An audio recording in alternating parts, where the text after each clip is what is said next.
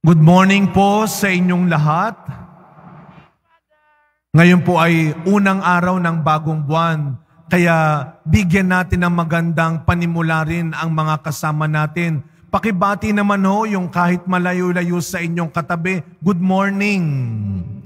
At sabihin natin sa mga katabi natin, God bless you. Sa mga naka-online, yung mga nasa ibang bansa nating kapatid, itong bagong buwan, napakaganda. Alam niyo, parang ito yata yung pinakamagandang buwan.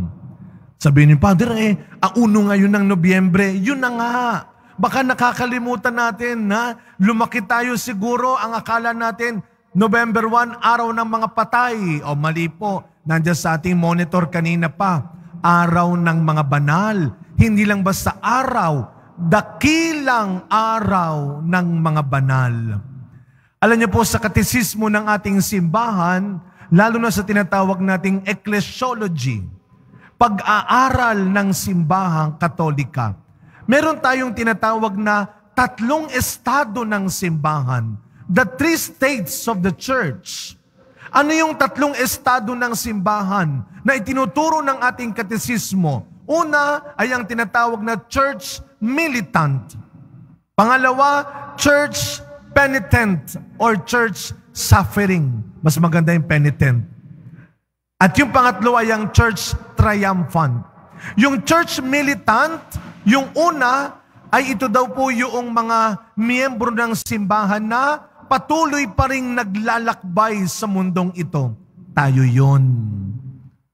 Yung pangalawa ay yung church penitent. Ito yung mga namatay na pero kailangan pang linisin. Ito yung mga nasa purgatorio. At yung panghuli ay yung tinatawag na church triumphant. Alam niyo na kung ano ibig sabihin yan.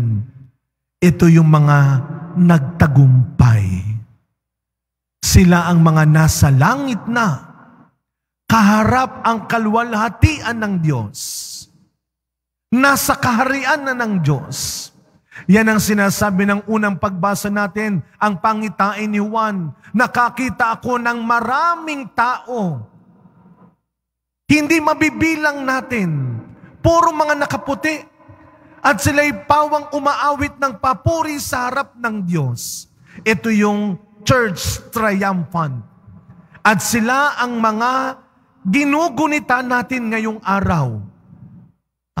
Baka sabihin ninyo, ay baka ito yung mga santo lang, si San Lorenzo, Saint Benedict, San Padre Pio, Santa Clara. Hindi lang silang mga kilala natin. Kaya sabi ng unang pagbasa, hindi mabilang, galing sa iba't ibang lahi, bansa.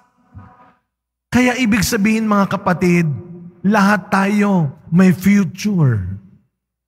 Lahat tayo may hinaharap.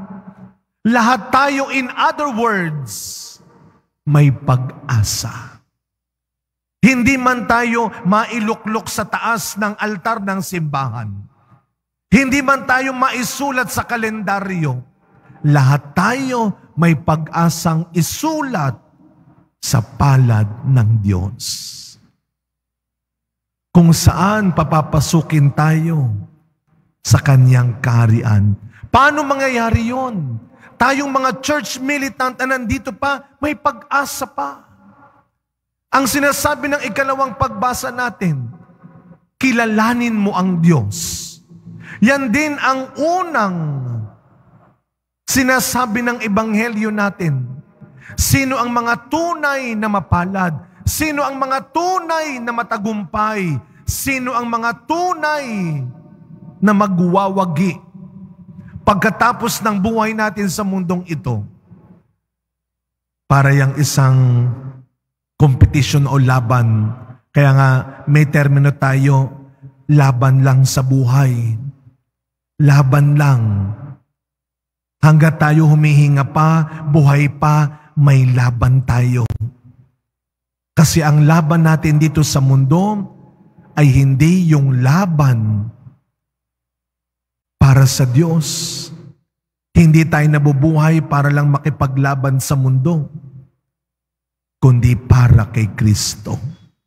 Ano ang unang sinasabi? Sino ang tunay na mapalad? Kayong mga wala nang inaasahan, kundi ang Diyos. Ang sabi ng ikalawang pagbasa, kilalanin natin ng Diyos. Mga kapatid, ipinanganak man tayong hindi pare-parehong mayaman, matalino, sikat, talented. Huwag nating kalilimutan, lahat tayo ipinanganak para magtagumpay, para magwagi. We are all born to become victorious, not victims. Huwag tayong magpabiktima sa isang maling hangarin, maling pag-iisip, maling pananalita, maling gawain. At tayo ay tinatawag magtagumpay, tayo ay tatawaging nagwagi, hindi lang ayon sa nakamit nating pera, posisyon, kapangyarihan, material na bagay, kasikatan. Tayo ay tinatawag magtagumpay sa pagkakamit natin ng langit na hinahanda ni Kristo para sa atin. Kaya ang tanong sa unang araw ng Nobyembre, ito'y wala lamang kinalaman nung Lunes. Pero ito araw-araw, tinatanong ng Panginoon, ano ang huling bagay na naipanalo mo? Nakipaglaban ka ba ng tama? Inilaban mo ba ang buhay na pinahiram ko sa iyo ng mabuti, ng tama, o winawalang mo lang, o sinasayang mo lang? Sa pagkapatuloy na misa natin, mga kapatid, ang mga santo at santa, ang mga banal, kung titignan ho ninyo, itong ating dalawang gilid ng simbahan sa altar, walang laman. Pero ang mga nakalagay dyan ay mga santo. Tignan lang natin at mamaya bago kayo umuwi, ipanalangin natin na sana sa kabila ng maraming tukso at pagsubok sa mundong ito, isang araw, hindi man sa luklukang ito, isang araw, kagaya ng mga nauna ng banal, tayo rin ay mailuklok sa kaharian ng Diyos. Nandito tayo sa mundo, pero hindi tayo para sa mundo. Sa pamamagitan ng panalangin at mabuting ginagawa, marating sana natin ang langit na hinahanda ni Kristo para sa atin.